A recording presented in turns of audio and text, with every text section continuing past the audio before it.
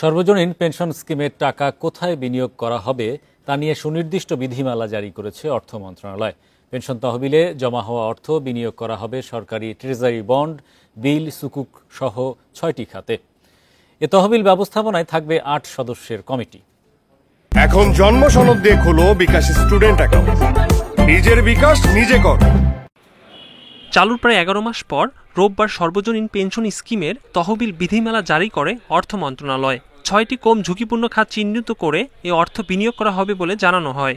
খাতগুলো হলো সরকারি treasury bond, বিল, সুকুক, share বাজারের মিউচুয়াল ফান্ড, ডাবল এ র্যাঙ্কিংয়ে থাকা বাণিজ্যিক ব্যাংকে স্থায়ী আমানত, এ ক্যাটাগরির বন্ড এবং সরকারের অবকাঠামো খাত। পেনশন স্কিমের অর্থ বেসরকারি কোম্পানি ও বিদেশে বিনিয়োগ করা যাবে না। একক খাত হিসাবে ২৫% বেশি বিনিয়োগের সুযোগ থাকছে না। এই তহবিল ব্যবস্থাপনার জন্য জাতীয় পেনশন কর্তৃপক্ষ একটি ব্যবস্থাপনা কমিটি গঠন করবে।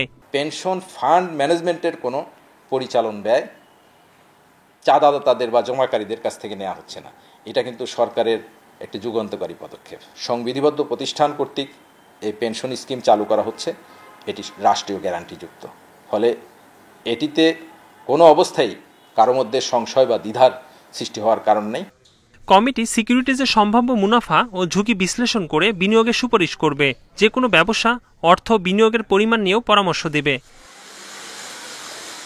এদিকে সর্বজনীন পেনশন ব্যবস্থার সম্প্রসারণ ও শক্তিশালী করতে ৪,০০০ কোটি টাকা ব্যয়ে একটি প্রকল্প শুরুর পরিকল্পনা করছে সরকার। এর আওতায় পেনশন কর্তৃপক্ষের প্রাতিষ্ঠানিক কাঠামো প্রতিষ্ঠা, প্রয়োজনীয় অবকাঠামো নির্মাণ ও কর্মকর্তাদের প্রশিক্ষণ দেয়া হবে। সর্বজনীন পেনশন স্কিমে জুলাইয়ের প্রথম সপ্তাহ পর্যন্ত নিবন্ধন করেছে ৩ লাখ মানুষ। এর মধ্যে ২,৫৯,০০০ই রয়েছে সমতা স্কিমে। তহবিলে জমা হয়েছে শত কোটি টাকা। একরামুল ইসলাম, ইন্ডিপেন্ডেন্ট নিউজ, ঢাকা।